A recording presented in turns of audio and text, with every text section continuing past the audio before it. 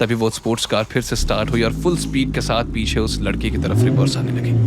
ये देखकर कियारा के सांस अटक गई।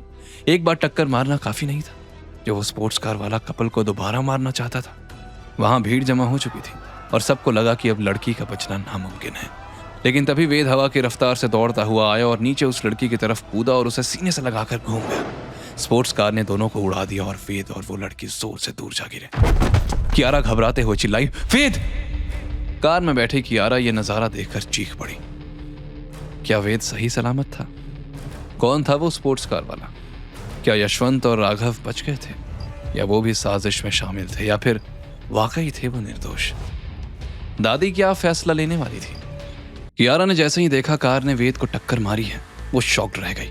उस वक्त वेद नीचे जमीन पर लहूलुहान पड़ा था। उसने लड़की को बचा लिया था। वेद धीरे से बड़बड़ाया, शुक्र है ये जिंदा है, लेकिन अब और देर नहीं होनी चाहिए। इतने भयंकर एक्सीडेंट के बाद वेद को आराम से खड़े होते देख भीड़ में खड़े लोग हैरान रह गए। ए भाऊ, ये लड़का तो कमाल है, कहा जरा भी घबराया नहीं। अगर ये नहीं होता तो लड़की तो ऊपर निकल लेती। वेद ने तुरंत अपनी छोटी किट निकाली और लड़की के पैरों में 2 जगह एक्यूपंक्चर लगाया और तुरंत ही खून बहना बंद हो गया। इसके बाद वो उस आदमी के पास गया तो उसके सिर में हल्की चोट थी। उधर भीड़ में खड़े लोग स्पोर्ट्स कार की तरफ बढ़े। पीकर गाड़ी चला रहा होगा, ऐसे तो सड़क पर आम आदमी जिंदा कैसे रहेगा, बताओ जरा, चलो देखते हैं। तभी स्पोर्ट्स कार का दरवाजा खुला। एक नौजवान हाथ में लोहे की रॉड लेकर तेजी से लड़की की तरफ बढ़ने लगा। उसकी आंखें नशे में चूर थी।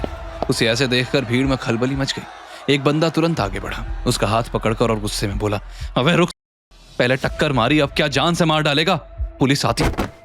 अभी उसकी बात पूरी भी नहीं हुई थी कि उस नौजवान ने हाथ झटकाकर धक्का देते हुए धमकी भरी आवाज में कहा, हट जा सामने से, तू जानता नहीं मैं कौन हूं, आंख खोल के देख।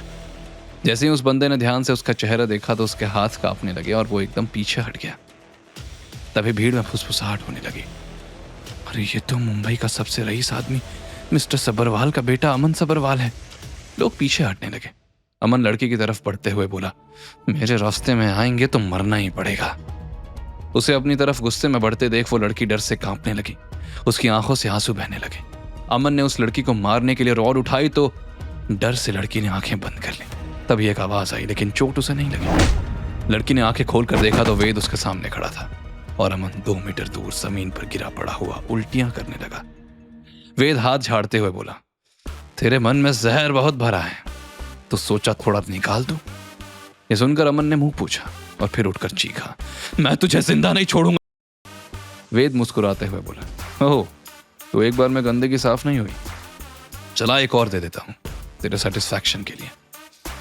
वो बंदा जिसने अमन को पहले रोका था वो वेद के पास आके फुसफुसाया, भाई छोड़ दो, तुम नहीं जानते ये कौन है, इससे पंगा मत लो, बहुत भारी पड़ेगा। वेद सख्त आवाज में कहा, इसने किसी की जान लेने की कोशिश की है और इसे ऐसे ही जाने दें। यह सुनकर अमन अपनी कार के अंदर से नोटों की मोटी गड्डियां निकाल कर लाया और जमीन पर पड़े घायल आदमी के ऊपर गड्डियों की बारिश करते हुए भीड़ से पूछा, बोल, मैंने मारा तुझे? किसने देखा? बोल, बोलना।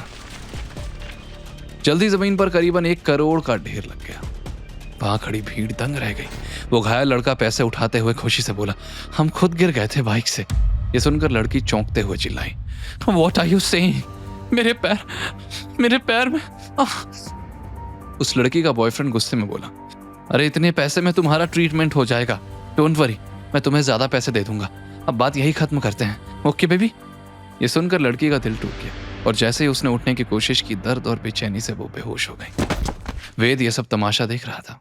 वो उंगलियां चटकाते हुए बोला, इनकी तो आंखें होने के बावजूद ये अंधे हैं, लेकिन मुझे साफ दिखता है, लालच भी और घमंड भी, और घमंड तोड़ने में मैंने PhD कर रखी है।